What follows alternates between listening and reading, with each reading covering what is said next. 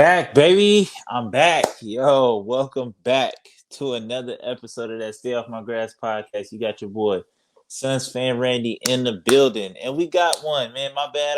I missed a few. I was watching the games. DeAndre Ayton was going crazy. Absolutely ape. You know what I mean? But D Book was playing bad, and then I'm glad. Like I said, we're gonna get into it. We just gonna dive straight into it, man. So we got the Suns versus the Kings tonight.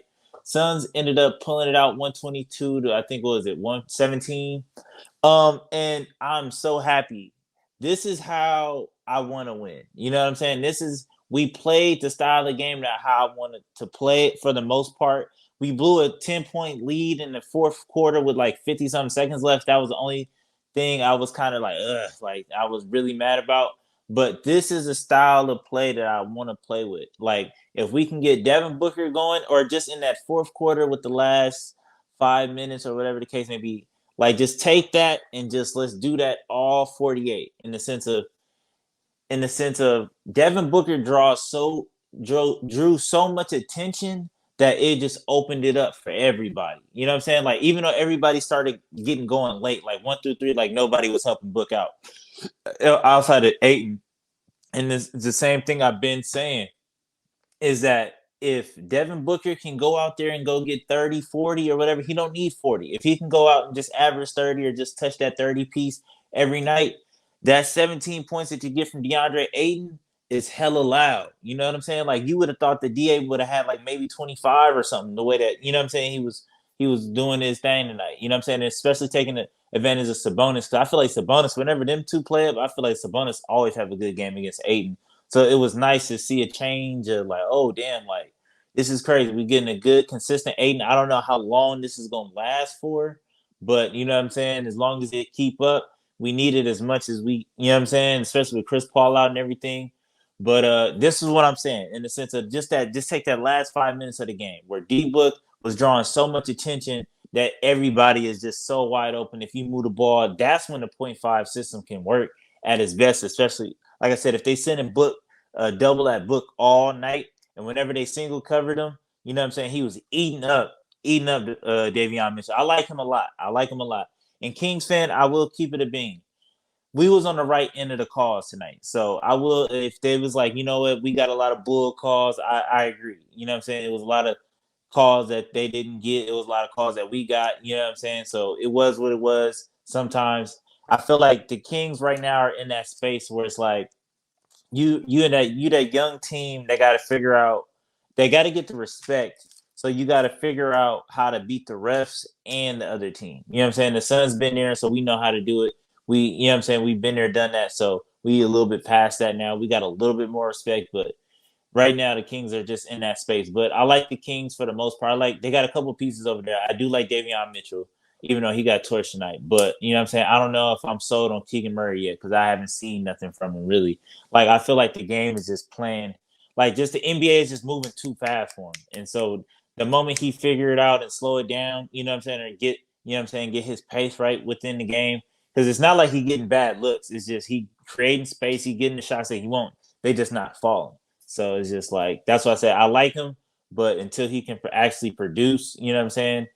That's when I'll be like, oh, okay, like.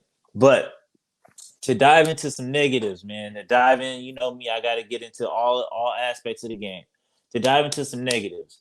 So, like I said, campaign is gonna be campaign. 5 points, 2 of 10 shooting, blew like 8 layups. With how many turnovers? 2 turnovers. So it's just that's just what it is. Can't, like I said, like I continue to say with campaign, the part that frustrates me most. And during that DA stretch, I feel like he played pretty valid. But like I said, the thing that frustrates me with campaign is that it's either he's really good or he's either really bad, and it's no in between with that, and that's the part that really irritates my soul with campaign. But another person I got a beef with is Mikal Bridges. Um, can somebody tell me why Malik Monk dropped 30? You know what I mean? And like I said, a lot of people they give like they praise Mikal for his offense and all the stuff that he can do offensively, and I appreciate it too. You know what I'm saying? But for me, what I'm looking for out of Mikal is that lockdown defender. You know what I'm saying? Like you can't have somebody that's coming off the bench dropping 40, especially if you know what I'm saying, they switched it up. It's like, all right, like you guarding him. And you know what I'm saying? Because I feel like Torrey Craig did his job against De'Aaron Fox. De'Aaron Fox had 11 points, 4-12, you know what I'm saying? With what, 3 turnovers or no, 1 turnover. So it's just like, I take that, you know what I'm saying? So if Torrey Craig can give you that, come on, Mikhail. Like, let's get right. Let's get right. I get it's the NBA, people get hot, but you know what I'm saying? Like I said, I'd rather you be a defender than, you know what I'm saying? But it is what it is. We got the dub, so that's all that matters. He had a clutch 3 ball at the end, and then my main man, TC, aka On Time. What I tell you? You know what I'm saying? What do I tell you? Torrey Craig might not be there when you want him, but best believe he is always on time with the offensive rebound to just seal the game. You know what I'm saying? Like, there it is. That's Torrey Craig for you in a nutshell. Just always on time. Never late, never early, just always on time. So I appreciate it. Devin Booker, man, 44 of them things. And we needed this because he was in a slump. I was like, man, I don't know how many games we can rely on DeAndre Ayton to bring it home. Like, this is uncharted territory at the time. So I was like, DA dropping 20, 30 a night. So I was like, I don't know like how much longer this is gonna last. So luckily Devin Booker decided to show up tonight with 44. It got it was really efficient, then it got real inefficient with 17 to 28.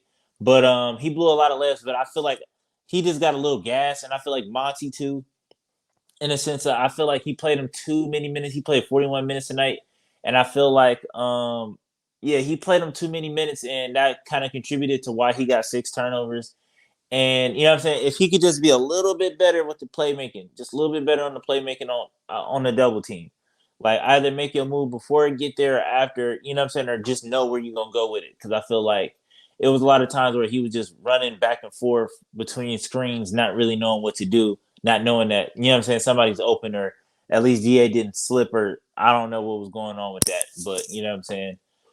That's my only really beef with Devin Booker right now. But outside of that, 44, Davion Mitchell just couldn't guard him tonight. Like, I don't know. I bet Kings fans probably hate Devin Booker for real, because it's like it seemed like Devin Booker just go crazy against, you know what I'm saying, the Kings. And it is what it is, man. We as the Suns, we got to start realizing as Suns fans too, man. We got to start realizing like the honeymoon phase is over. Like in the sense of like when we used to be the lovable underdogs, when it was like, oh, when D Book was like, oh man, yeah, I like D Book and woo woo, blah blah blah.